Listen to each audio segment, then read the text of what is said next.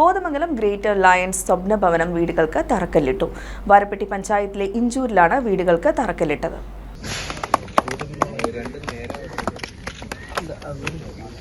Lions international district 318C Chittilappally ഫൗണ്ടേഷനുമായി സഹകരിച്ചുകൊണ്ട് ഈ വർഷം നടപ്പിലാക്കുന്ന സ്വപ്നഭവനം പദ്ധതിയുടെ ഭാഗമായി Kothamangalam greater Lions club sponsor ചെയ്ത 2 വീടുകൾ കൂടി തുടക്കമായി. ആകെയുള്ള 107 വീടുകളിൽ 33ാമത്തെയും 34ാമത്തെയും വീടുകൾക്കാണ് വാരപ്പെട്ടി പഞ്ചായത്തിലെ ഇഞ്ചൂർ കരയിൽ തറക്കല്ലിട്ടത്.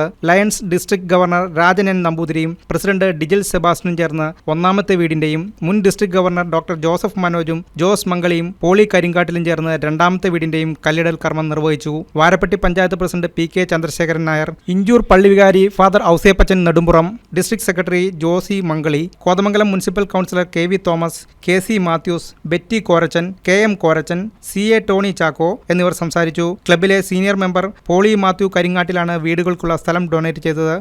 News desk KCV news.